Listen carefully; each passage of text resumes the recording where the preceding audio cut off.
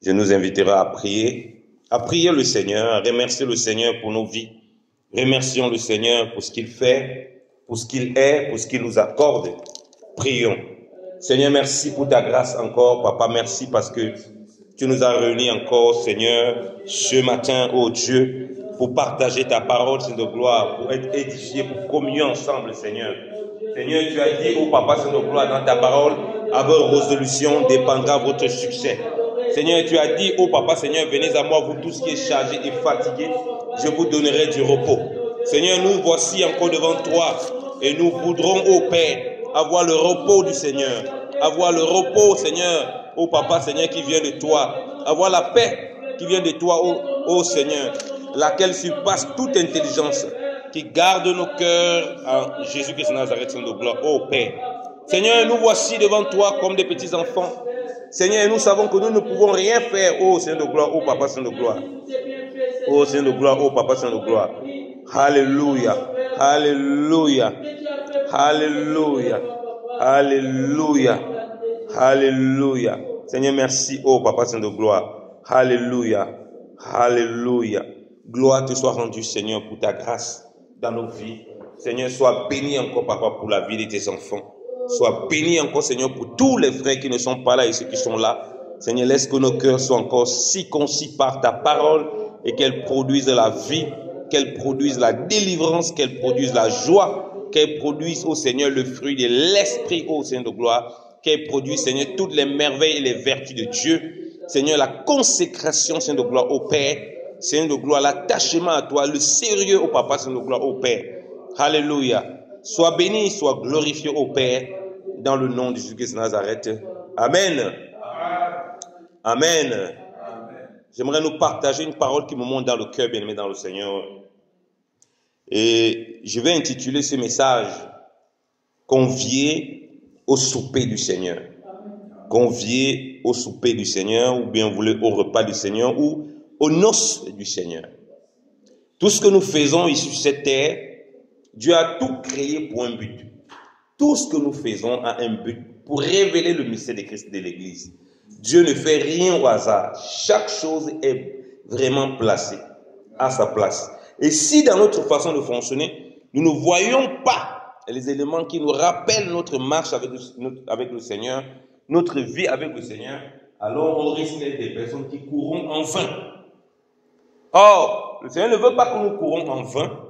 Il veut que nous soyons avec lui éternellement. Mais seulement, c'est comment nous vivons qui détermine, et ou bien qui montre si nous sommes des élus, ou bien si nous sommes des aventuriers dans l'œuvre du Seigneur. La Bible parle beaucoup du repas, des soupers. Le Seigneur va prendre beaucoup d'allégories, c'est-à-dire que beaucoup de figures, pour parler de la relation avec lui, pour parler du royaume de Dieu, pour parler des noces de l'agneau. Quand on parle des noces ici, on parle du mariage entre l'époux et l'épouse, où il y a une fête. Vous savez que lorsque les gens se marient, ils ont un moment où ils vont, ils font un dîner, ils font un repas, ils font un souper, vous dire avec le langage suisse. Ils font un souper le soir et ils invitent des gens. Vous avez dû voir que le mariage a toujours une fête le soir. Ils invitent des personnes. Ils n'invitent pas n'importe qui. Ils invitent des personnes avec qui ils ont un attachement. Ils invitent des personnes qui ont reçu un billet d'invitation. Et chaque personne qui a reçu un billet d'invitation, normalement, il est censé être là. Et il connaît les mariés. Il ne vient pas comme un aventurier. Il ne vient pas comme quelqu'un qui va être sur place. Et c'est en ce moment qu'il va découvrir les mariés. Généralement, lorsqu'on t'invite, tu connais les mariés. Au moins une personne parmi les mariés. Tu connais. Tu ne peux pas t'improviser à une fête. Comme ça, sans être invité. Par le maître. Par celui qui organise la fête. Sinon, là-bas, on peut te refuser l'entrée. On va te demander, mon ami, même si tu viens avec le billet, qui t'a donné le billet là? Toi, on ne voit pas ton nom dans la liste des personnes, des invités. Qui t'a donné le billet là? Tu as fait comment pour entrer ici? Tu as fait comment pour arriver même ici, avec ces billets? Tu peux même venir avec le billet, mais on ne te reconnaît pas. Pire encore, si tu viens sans billet, et que ton nom n'est pas inscrit, il y a un problème. Pourquoi j'ai dit ça? J'ai parlé de convier au souper du Seigneur, convier aux noces. Donc notre but final, c'est d'être participé aux noces de l'agneau. C'est pourquoi l'Église est présentée comme son épouse, qu'il prépare, ça c'est très important à comprendre, qu'il prépare pour un jour des noces, il y a une grande fête céleste. Et ça se manifeste déjà ici, là. Le premier niveau de cette fête, comme dit, c'est la préparation. Premier niveau de ce souper, nous parlons souvent que lorsque nous partageons la parole de Dieu, nous sommes à la table du Seigneur. C'est le premier niveau de cette fête. Donc, vous et moi, lorsque nous sommes là, nous sommes en réalité à la table du Seigneur pour manger. Vous comprenez pourquoi on ne peut pas s'amuser avec la communion fraternelle? Parce que si tu n'es pas habitué à vivre avec les frères et sœurs dans la communion, ce n'est pas au ciel que tu vas vivre avec eux. Si tu n'es pas habitué à prier avec les frères et sœurs, à être dans la communion fraternelle, à être dans la louange ici, au ciel on adore nous simplement. Toi tu vas louer et adorer au ciel avec qui? Puisque toi tu ne connais pas ça ici. Puisque tu n'as pas cette vie ici. Tu ne connais pas cette communion.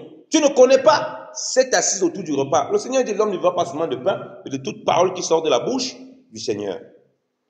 Voilà pourquoi nous parlons de la table du Seigneur, où nous prenons la parole. On connaît aussi qu'il a laissé le repas. Son repas qui représente son corps et sa chair. Donc son corps et son sang, autant pour moi. Donc sa chair et son sang. Il a demandé de faire cela en mémoire de lui. Et on sait que c'est la table physique du Seigneur dans l'église qu'il a instituée. Et il a pris ça avec qui? Les disciples. Ceux qui sont conviés à la table. Vous voyez qu'il n'a mis rien au hasard. Et ceux-là qui sont conviés à la table, c'est ce que lui, il avait choisi. Lui, il l'a appelé. Il les a mis à part pour prendre part à ce repas. Donc, le repas qu'ils prennent est censé montrer, on le sait, la mort à soi-même. La mort de Christ, sa résurrection et sa venue. La Bible dit qu'on annonce la venue du Seigneur. 1 Corinthiens chapitre 11. Sa mort et sa venue. On annonce que le Seigneur il revient. Lorsqu'on prend ça, on annonce sa mort, on annonce qu'il revient. Donc, vous voyez que les repas dont on nous parle, ça révèle vraiment la vie du Seigneur. C'est pourquoi on ne peut pas s'amuser avec la communion fraternelle, comme j'ai dit. Parce que c'est ce qui représente notre vie avec le Seigneur éternellement. Parce qu'on serait éternellement ensemble en train de louer le Seigneur. Si déjà ici je ne suis pas, j'ai du mal à vivre la communion. J'ai du mal à dire, je dis non, je suis convié à la table du Seigneur. Je crois que convié à la table du Seigneur, c'est quand je serai éternellement avec lui, alors que présentement, on ne me voit pas à la table, autour de la parole avec des frères, autour du repas du Seigneur, et que ma vie ne représente pas ça. Alléluia. Mais ma vie doit représenter ça.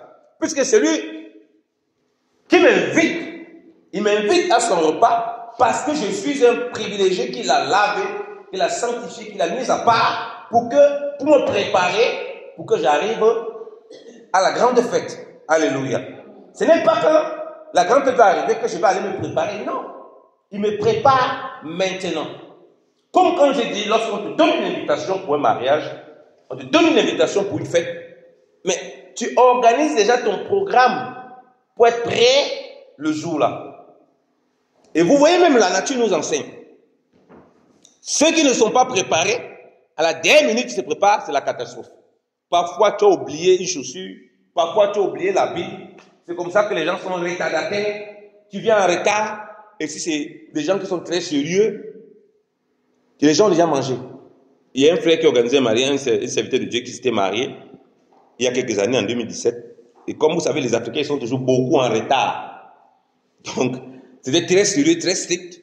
L'heure de manger était là. Les gens qui venaient à 22h, 22h30, il n'y avait pas à manger là. Donc, ils sont obligés de passer, aller à la cuisine. C'était une honte pour eux. Ils étaient dérangés. Parce que le temps de manger était déjà passé. Donc, les gens ne comprennent pas. Vous comprenez pourquoi le fait de voir les mariages ou bien le fait que les gens sont en retard, ça montre vraiment comment les gens vivent en retard avec le Seigneur. Parce qu'on me dit au repas, On ne pourrait pas être en retard. Il y a une heure du repas. Vous allez ici chez les Européens, à l'heure de manger, on est là tous à table, on mange. Tu ne viens pas perturber quelqu'un à l'heure de manger. Tu viens en retard, tant pis pour toi. Et si tu viens même, on ne t'a pas invité, il n'y a pas ton plat. Tu attends, tu regardes les autres manger. Quand ils finissent, certains trouvent ça bizarre, mais c'est une réalité de ce que c'est que la vie spirituelle. Celui qui n'a pas été convié, il ne mange pas. Et celui qui a été convié, il ne vient pas à l'heure, il vient, la nourriture est finie. Il n'a plus de quoi manger. Du coup, ça l'exige un peu de sérieux. Lisons Luc chapitre 14. Luc chapitre 14.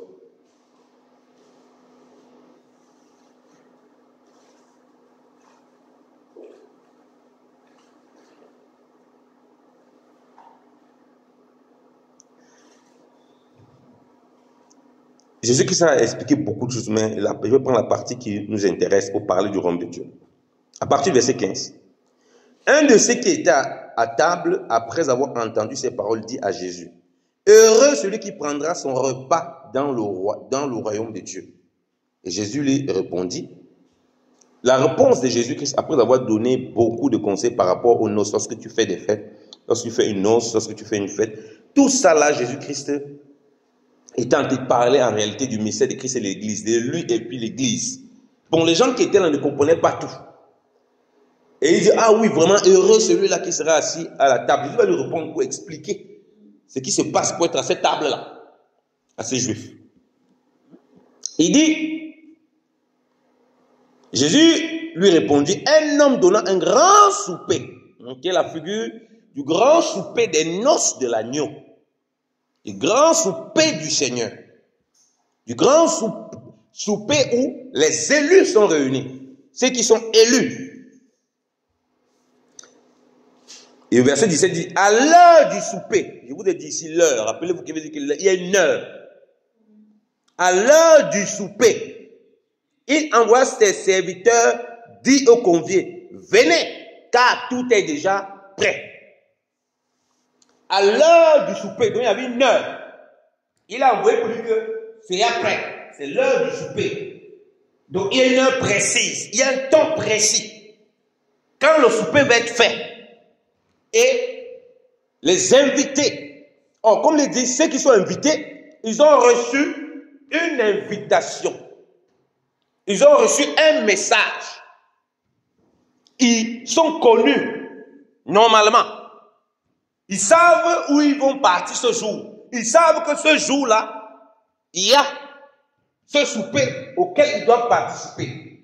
Comme toi et moi, on sait qu'il y a un moment où on doit avoir le culte. On sait l'heure. Et à cette heure, on est convié par le Seigneur. Ce n'est pas qu'on va être surpris ce jour-là. On sait que le moment de culte, parce qu'ils savaient qu'il y avait un souper. Mais l'heure est arrivée. Le maître qui organise le souper, il a dit, allez appeler les invités. Première chose, c'est que les invités, ils ne se préoccupent pas de savoir quelle est l'heure. Ils ne se préoccupent pas. C'est le maître qui les appelle. C'est ce qui se passe à l'église aujourd'hui. Les gens ne se préoccupent pas d'être à la table du Seigneur, d'être dans la communion fraternelle. Il faut courir derrière eux pour leur rappeler que c'est l'heure du culte. C'est l'heure de faire l'œuvre de Dieu. C'est l'heure de la prière. C'est l'heure de la communion fraternelle. Le Saint-Esprit le rappelle. Oui, nous on le rappelle. Mais ça montre à quel point les invités ne sont pas concernés par ce qui se passe. Dans la suite qu'on va lire, révèle tout simplement que ces invités, ils ne se préoccupent pas de ce qui se passe. Parce que quand tu es conduit à un grand souper, tu te soucies d'être là à l'heure pour ce grand souper. Alléluia. Si tu sais que la communion fraternelle, le jour où on se réunit, c'est un grand événement. Alléluia. Un grand événement comme un grand festin, un grand festival. Imaginez les grandes fêtes dans ta famille où tu sais que tu ne peux pas louper ces grandes fêtes.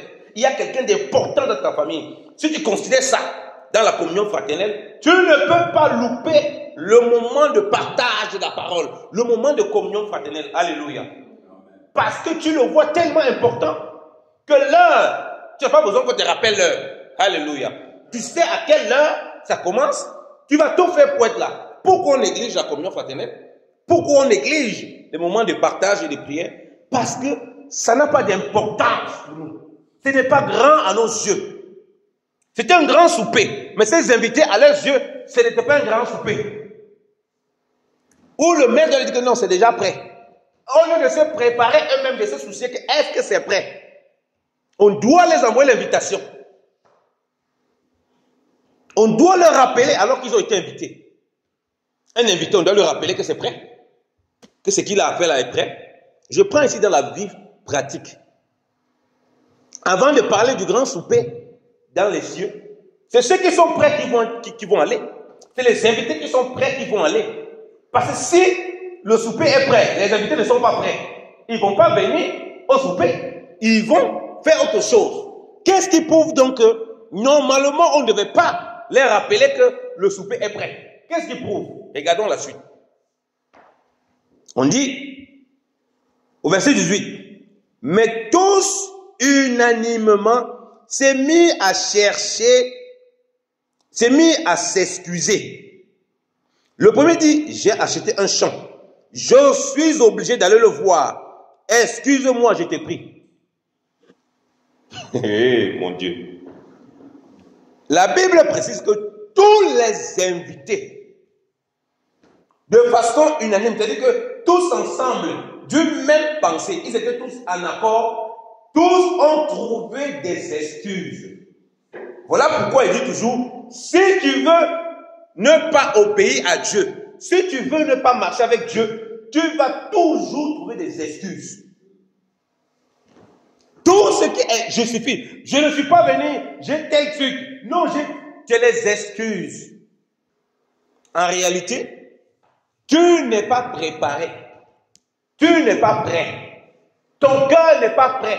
Ton cœur n'est pas prêt à obéir à Dieu. Ton cœur n'est pas prêt à se soumettre au souper. Parce qu'il dit tout ce que tu fais pour le Seigneur, si tu considères que c'est une réunion avec lui, et que c'est un grand souper, que c'est un grand événement, bien aimé dans le Seigneur, tu te prépares toujours pour les événements. Quand il y a une grande fête dans ta famille, comme j'ai dit, tu te prépares. Tu vas même acheter un costume spécial. Tu as gardé ça au frais. Tu as acheté des chaussures. Tu sais que tu vas porter ça. Tu as marqué cette heure dans ton agenda. Tu as entouré toutes les choses qu'on te propose. Ah, tu es libre tel jour. Tu dis non, non, non, non. J'ai un grand événement à faire ce jour-là.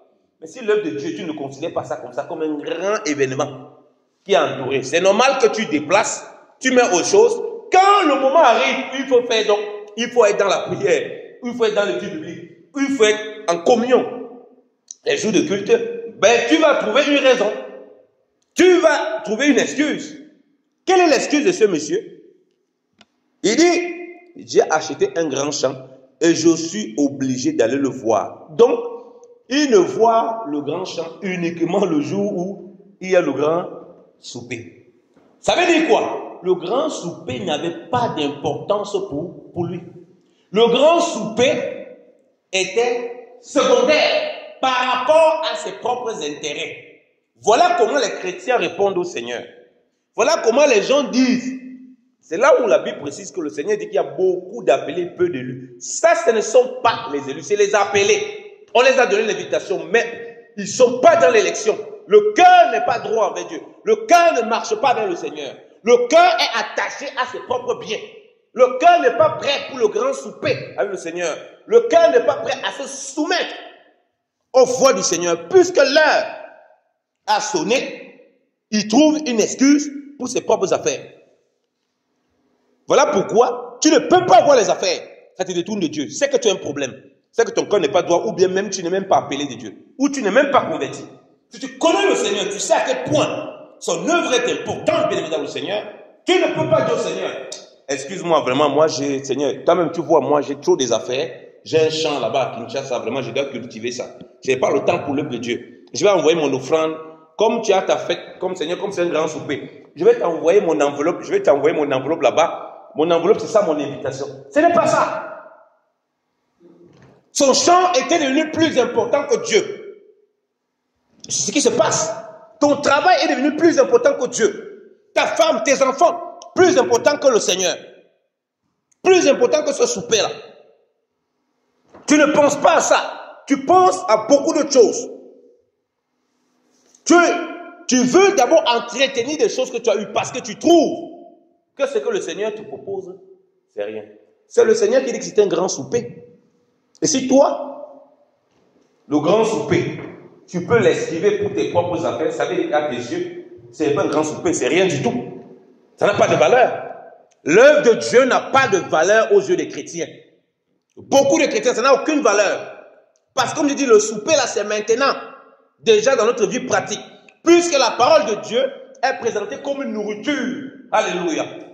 Puisque la communion ensemble est présentée comme un moment où on fête et on mange ensemble le repas du Seigneur qui est sa parole. Puisque ensemble, on mange le repas du Seigneur, oui, en buvant la coupe et son corps, qui représente le corps du Seigneur, qui a payé pour nous. Si ça, on ne considère pas ça comme un grand événement. Parce que ça représente le corps bien dans le Seigneur, du Seigneur, qui a donné sa vie et son sang. Et il n'y a pas une fête plus excellente que ça dans le monde. Alléluia. Dis-moi quelle fête on mange et on boit le sang de Jésus-Christ. Le sang de quelqu'un. Fais-moi une fête dans le monde. Fais-moi une fête là-bas où on boit une coupe. Dans le monde, toutes les grandes cérémonies, soit disant grandes cérémonies, dans le monde, où on boit une coupe. On voit le corps de quelqu'un là-bas. On dit, waouh, ça c'est vraiment le suprême.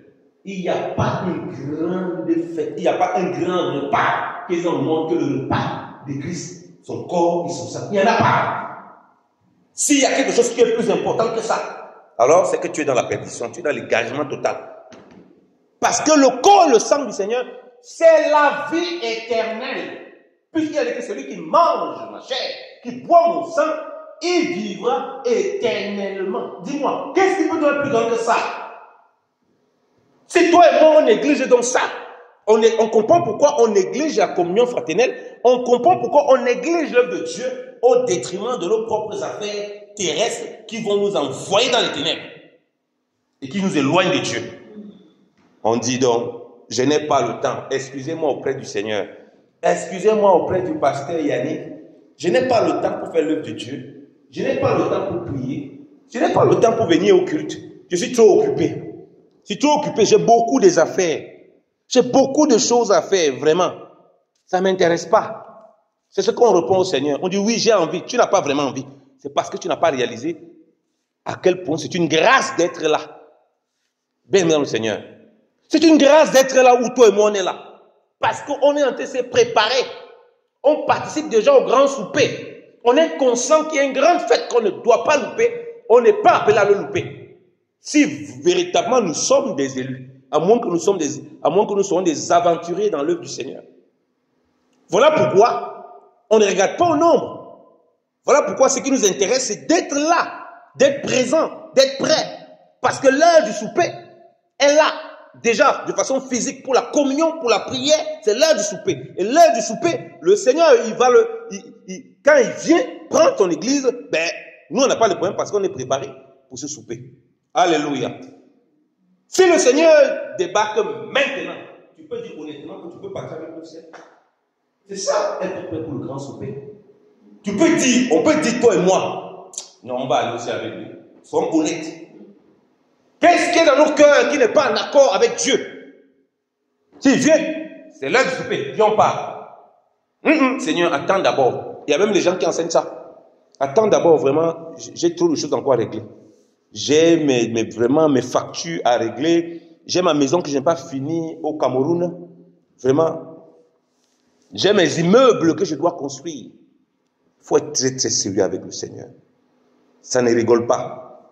Il dit, au verset 19, un autre dit, j'ai acheté 5 paires de bœufs et je vais les essayer. Excuse-moi, je te prie. Vous voyez?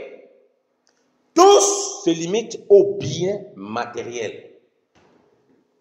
Tout cela se limite aux biens matériels.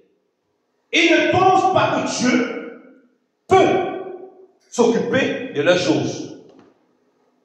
Quand tu te préoccupes du souper, préoccuper du Seigneur. Quand tu te préoccupes de l'œuvre du Seigneur, lui-même, il se charge de se préoccuper de ce qui te concerne. Alléluia. Amen.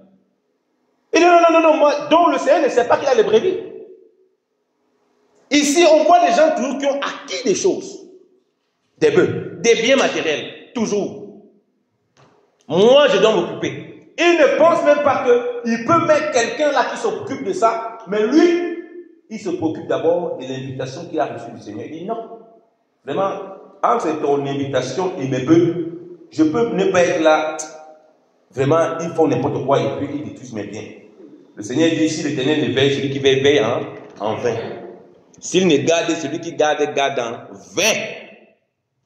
S'il ne protège, celui qui protège, protège en vain. C'est des gens qui essaient de protéger leurs propres affaires par eux-mêmes. Ils ne dorment pas. Comme les païens. Ils ne sont pas tranquilles. J'ai un de mes papas qui m'avait expliqué une histoire. Il travaillait dans la société d'un homme d'affaires très riche au Cameroun. Et il disait donc, mais cet homme, il ne dort pas. Il ne dort pas du tout. Vous savez pourquoi il ne dort pas? Il est tellement préoccupé que les gens utilisent ses affaires pour travailler, pour se faire de l'argent derrière son dos. Il est extrêmement riche. Multimilliardaire. Il est tellement préoccupé que qu'est-ce qui se passe? Il dort à 2 heures, il se lève à 4 heures. Vous savez pourquoi il dort à 2 heures? À 2 heures, il sillonne la ville en prenant une fausse voiture là, on ne va pas le reconnaître, pour voir si les gens utilisent ces bus et ces trucs pour se faire de l'argent en cachette. Vous savez combien il est esclave de l'argent? Il revient encore, 4 heures, il se réveille, il prend une autre petite voiture, il sillonne. Ça, c'était l'esclavage. Il est milliardaire en quoi? En tourment. Il ne dort pas là, mais il est traumatisé. Il est préoccupé par ça. Oh Seigneur, excuse-moi. Excuse-moi, pasteur, je ne peux pas être là au culte. Je ne peux pas être là à la prière. Je ne peux pas être là consacré dans le jour du Seigneur. Oui, j'ai reçu l'invitation. Mais l'invitation n'est pas plus importante que les biens que j'ai reçus. Alors que c'est Dieu qui t'a donné ces bœufs. Il t'a donné ces bœufs pour t'éprouver. Pour voir si ton cœur est attaché à Dieu ou au bœuf. Il t'a donné les enfants. Il t'a donné la richesse. Il t'a donné les choses de ce monde. Mais en même temps, voir si ça éprouve. Il voit, ah, ça c'est un invité. Ça c'est un appelé ou c'est un élu celui-là. Donc on ne peut pas trouver des excuses comme ça. Tous les excuses qu'on va donner pour ne pas être au culte, pour ne pas être à la prière, c'est des excuses bidons pour le Seigneur. Sauf cas exceptionnel, qu'on est vraiment indisponible. Sinon, ils sont bien portants, ces invités. Ils se portent bien. Ils sont en santé. Mais quelles étaient les excuses? Les biens de ce siècle avaient pris le dessus dans leur cœur. Au point où ils avaient oublié qu'ils avaient été invités. Ils avaient oublié l'heure de leur invitation. Et quand l'heure est arrivée, le choix a été vite fait. Le Seigneur dit que là où est ton cœur, là aussi est ton trésor. Leur trésor était où? Leur trésor était où? Moi, je vous pose la question. Bien aimé, je veux que quand on finisse, qu'on comprenne que l'invitation, il a invité, il a appelé chacun qui répondait personnellement, parce que chacun a des excuses à lui. Toi seul, tu connais tes excuses. Moi, je connais mes excuses que j'ai souvent dit devant le Seigneur. Et ce matin, Dieu ne veut plus qu'on trouve des excuses farfelues pour justifier les choses qui nous écartent, qui nous éloignent du souper. Et du grand souper. Mais ce n'est pas après. C'est maintenant qu'on dit qu'on est préparé. Verset 20. Un autre dit, je viens de me marier. C'est pourquoi je ne puis aller. Un autre dit, je viens de me marier. Je viens d'avoir une femme. Pasteur, toi-même tu vois que je ne peux pas laisser ma femme là comme ça. Je dois profiter de mon mariage. Et tu trouves tous les moyens pour te voir tout le temps avec ta femme. Être toujours avec ta femme. Mais tu trouves le temps pour être tout le temps avec ta femme. Pour aller tout le temps les détails avec ta femme. Mais tu ne trouves pas le temps pour les choses du Seigneur. J'en connais plein comme ça. Tu trouves le temps pour aller faire des courses avec ta femme. Chérie, on va faire un programme, on va faire une sortie. Tu fais des sorties au parc, au jardin, mais tu ne fais pas les sorties au parc spirituel de Dieu. Avec ta femme, vous ne priez pas. Avec ta femme, vous ne lisez pas la Bible. Bien. Avec ta femme, vous n'avez rien ensemble concernant le Seigneur. Avec ta femme, vous n'allez pas à l'assemblée. Avec ta femme, vous n'avez pas le temps d'être instruit dans les voies du Seigneur. Quand la trompette du Seigneur sonne, c'est le grand souper. Tu dis non, Seigneur, non. Moi, je n'ai pas encore fait mes enfants. Il ne faut pas venir me perturber. Moi, je n'ai pas encore profité de ma femme. Moi, je n'ai pas encore profité de mon mari. Mais pendant ce temps, tu oublies que tu étais invité à un souper. Tu oublies que tu étais invité à un souper. Est-ce que c'est le cas pour toi et moi? Quelle est la place de la femme de ton mari dans ta relation avec Dieu? Elle est plus importante que le Seigneur? Ou est-ce que le Seigneur révèle? Alors que c'est lui qui a dit dans Luc chapitre 14, si quelqu'un ne l'aime pas plus que sa femme, plus que ses enfants, il ne peut pas être son disciple.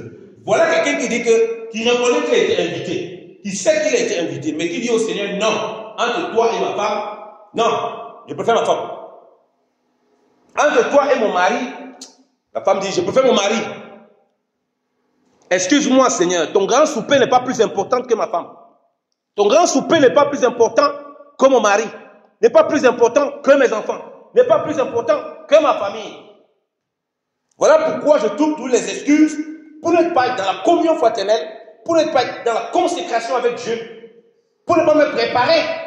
Donc, je ne suis pas en réalité un élu, je suis simplement un appelé et un invité lambda qui n'a aucune communion avec celui qui répare, celui qui prépare le grand souper. Parce que si je suis en communion avec lui, je réalise l'importance de son souper. Alléluia.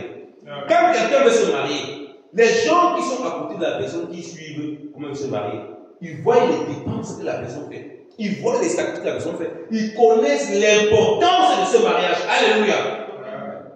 Si donc tu es un invité, tu ne connais rien de ce qui se passe. Tu ne sais même pas l'ampleur de ce souper. Tu ne connais même pas que le souper là peut-être détermine ta vie. Que par ce souper là, ta vie peut véritablement basculer totalement. C'est normal après que tu trouves des excuses facilement. Parce qu'il n'a aucune valeur à tes yeux. Trop d'excuses. Trop d'excuses. Seigneur, tu sais que je suis encore trop amoureux. Attends que mon amour diminue un peu avec ma femme. Comme ça, je vais venir d'abord dans l'œuvre de Dieu. Tu n'as pas d'excuses. Ta femme, ton mari, tes enfants, ta femme, il ne peut pas être une excuse pour louper le grand souper, pour louper l'appel du Seigneur. Comme tu dis déjà qu'il ne doit pas t'appeler, puisque toi-même tu es conscient qu'il doit venir, que c'est l'heure, tu pars seulement avec lui. C'est l'heure. Tu ne trouves pas de raison. C'est ça la femme de l'autre. C'est l'heure du souper. Sortez de Sodome et Gomorrhe, c'est l'heure du souper. C'est l'heure du grand souper. Les anges viennent vous faire sortir de Sodome et Gomorrhe. C'est l'heure du grand souper. La femme, elle sort, je ne peux pas laisser Sodome et Gomorrhe comme ça. On dit, il ne faut pas se retourner et dire, aïe, je suis né là-bas, j'ai toutes mes choses là-bas. Voilà les appelés, mais elle n'est pas élue. Elle s'est tournée, regarde, statue de sel. C'est comme ça que nous nous comportons. Parce qu'elle n'était pas prête à cette heure du grand souper. C'est-à-dire que sortir de Sodome et Gomorrhe, tu n'es pas prêt. Ça n'allait pas. Je continue. Aïe, non. Ça, tout ce qu'on a laissé là-bas. Aïe. Ma famille qui est là-bas derrière. Mais bien, parce que ce n'est pas simplement les biens. Il y avait sa famille. Elle est née là-bas. C'est ça, il y a ta femme. Mais tu dis, aïe, non, Seigneur, comment? Entre avoir un peu de plaisir avec ma femme et aller à l'église, qu'est-ce qui est mieux? Non, je préfère rester avec ma femme. C'est ça. Je préfère rester avec mon mari. Je préfère rester avec mes enfants.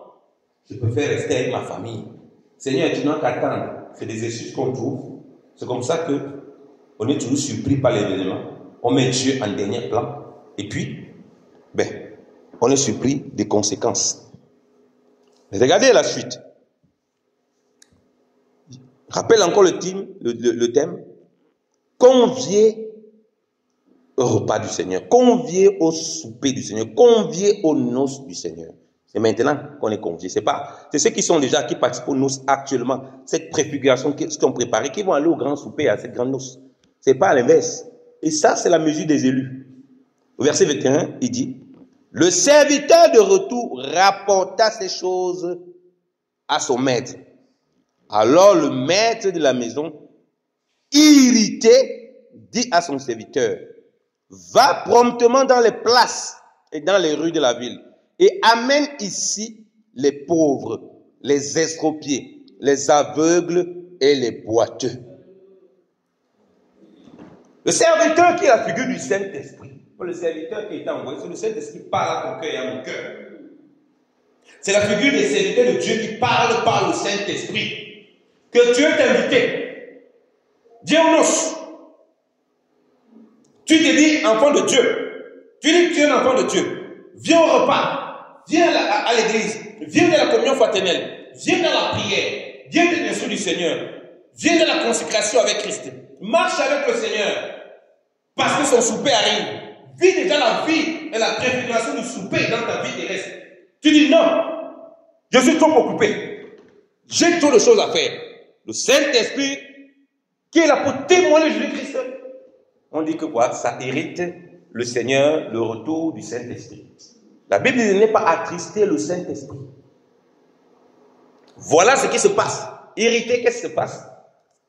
Le maître dit maintenant, bon, comme ils ne sont pas intéressés, c'est ce que le Seigneur dit, hein, comme vous ne voulez pas chercher l'éternel, bah, lui-même a suscité des pierres. C'est de nous qui parle, des pierres. Dieu est capable de susciter des pierres qui vont l'adorer, des pierres, il suscite. Nous étions, la Bible dit que nous sommes devenus les pierres sur l'édifice du Seigneur, donc des pierres vivantes. Nous sommes devenus l'édifice, des pierres qui avons la vie, par celui qui est la pierre angulaire qui nous a donné la vie. Regardez les caractéristiques de ceux qu'il a invités. Aucun d'eux n'avait un attachement. Parce qu'un aveugle va avoir les brebis comment? Il va les conduire comment? Un aveugle va avoir les brebis comment? L'église, c'est des gens que même lorsqu'ils voient, ils demeurent aveugles parce que le Seigneur qui les donne la vue. Alléluia. Amen. Toi et moi, même si on voit, on est comme des aveugles parce que c'est le Seigneur qui nous donne la vue. Parce que c'est le Seigneur qui nous éclaire. Et rien de ce monde ne nous retient. L'aveugle, qu'est-ce qui pourrait le retenir? Il a écouté la voix du Saint-Esprit. On a dit, va demander dans les places, dans les rues. Voilà les élus. Ils ne peuvent pas se justifier. C'est des gens qui n'étaient pas conviés au départ. C'est vrai que tu vois la figure des Juifs et de ceux qui ont cru dans cette grande figure. Mais je parle ici des caractéristiques de ceux qui sont finalement arrivés. Et c'est à qui on a parlé, qui va chercher dans les places, tout ça. Toi et moi, on est des boiteux que le Seigneur a sauvés. Parce qu'un boiteux, il ne sait pas marcher. Il a de la peine à marcher. Comme c'est le Saint-Esprit qui vient le prendre, alléluia. C'est le Saint-Esprit qui l'indique comment marcher pour entrer, alléluia, au grand souper. Comme le Saint-Esprit et toi et moi, il nous parle. Nous qui étions des boiteux, il nous renferme par sa puissance, il nous permet de marcher.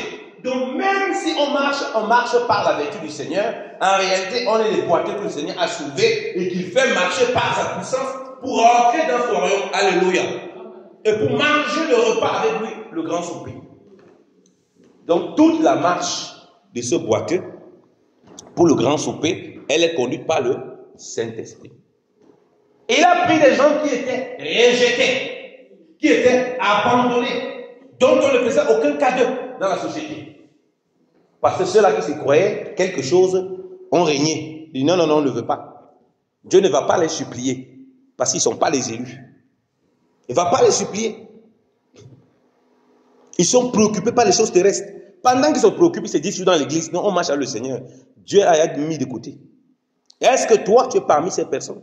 Le premier cas, si c'est le cas, il nous accorde encore le temps de nous repentir. Alléluia. Il dit aux estropiés, les gens qui avaient toutes sortes d'infimités, le pied coupé, les difficultés.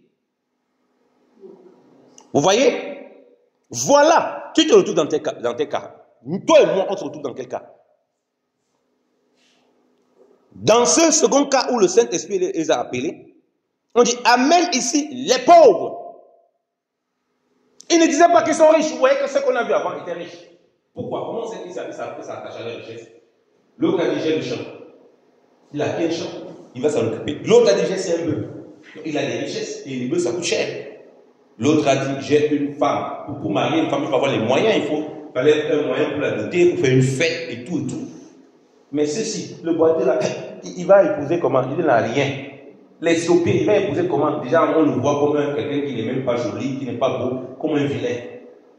Le pauvre, il a des moyens. Mais c'est le Saint-Esprit qui les enrichissait actuellement. Alléluia. Leur richesse venait du Saint-Esprit. Vous voyez? Et il continue au verset 23. Et le maître dit au serviteur, va dans les chemins et le long des haies. Et ce que tu y trouves, contrains-les d'entrer afin que ma maison soit remplie. Car je vous le dis, aucun des hommes qui avaient été invités ne goûtera de mon souper. J'ai oublié le verset 22, on dit quoi? Le serviteur dit, maître, ce que tu as ordonné a été fait. Il y a encore de la place. Donc on a dit, va appeler le maître, c'est, comme je dis, les estropiés, les pauvres, les aveugles, les boiteux, ils ne vont pas contester. Parce qu'ils réalisent que c'est un grand privilège,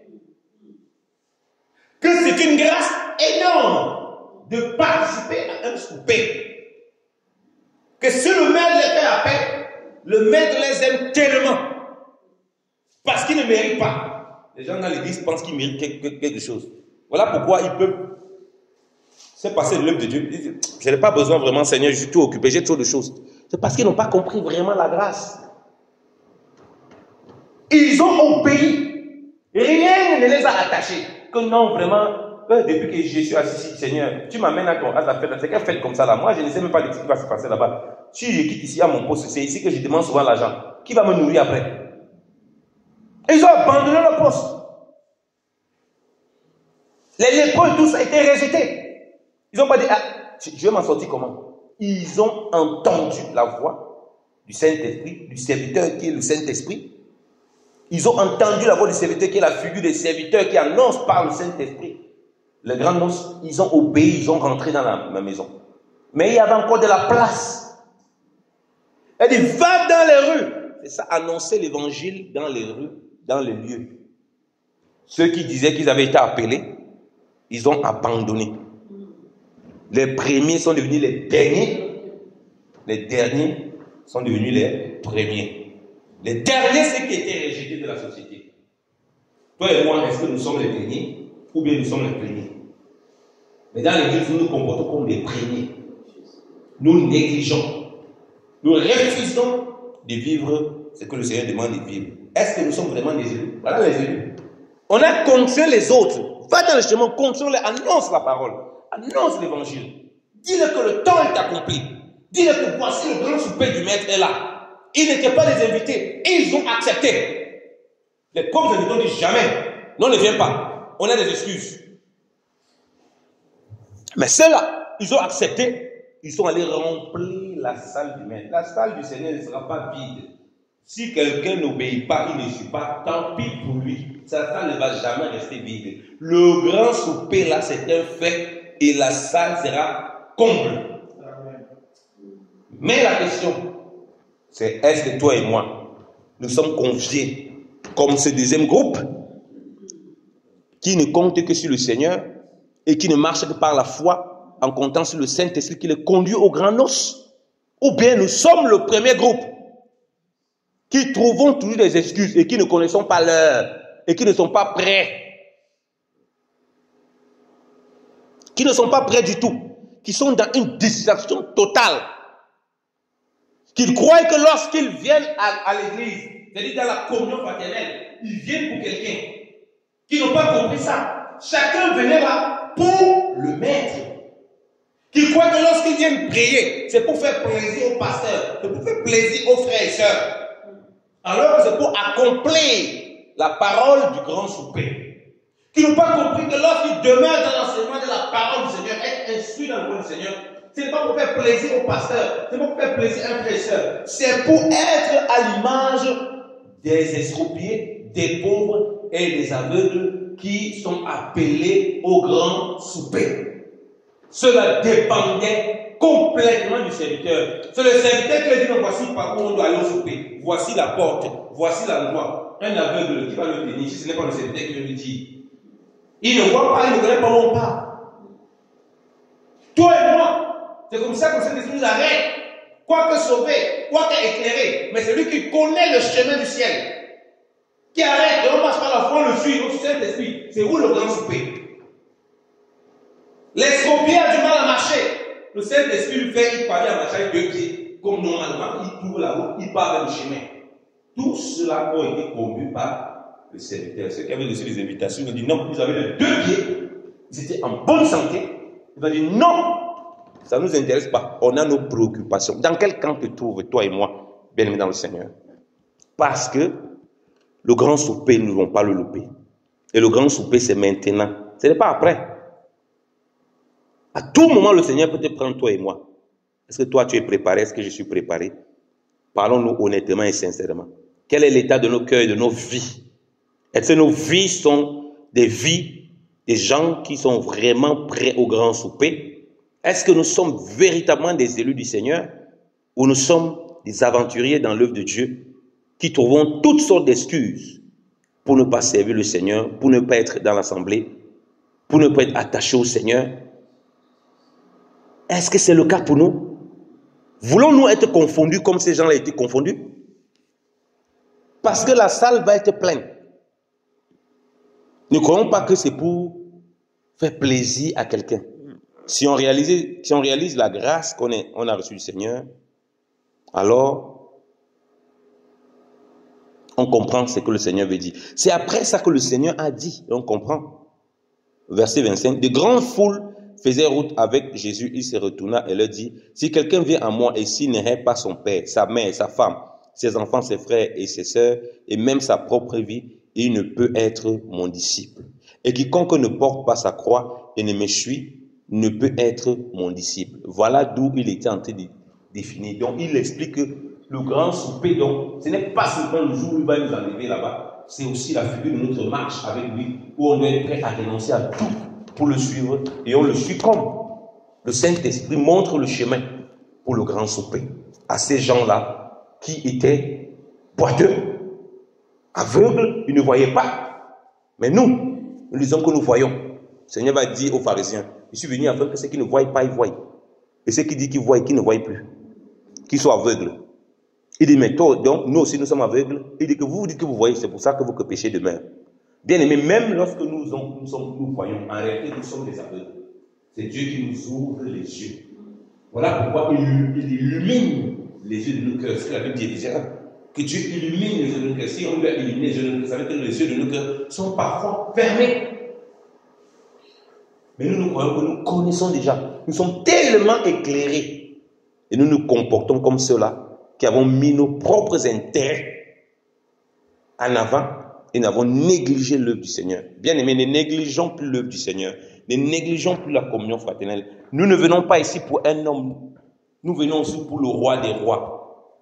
Nous ne participons pas à la prière pour un homme. Nous participons à la table du Seigneur. Nous ne prenons pas le repas du Seigneur, la Sainte Seine, pour faire plaisir à un homme. Nous le prenons en communion le Seigneur parce que nous sommes dans la préparation du grand souper et notre vie est la figure de ce grand souper. Soyons donc et manifestons dans la vie des élus. Que le Seigneur soit béni et que sa grâce soit encore sur nous. Au nom de Jésus-Christ de Nazareth. Amen. Soyez bénis.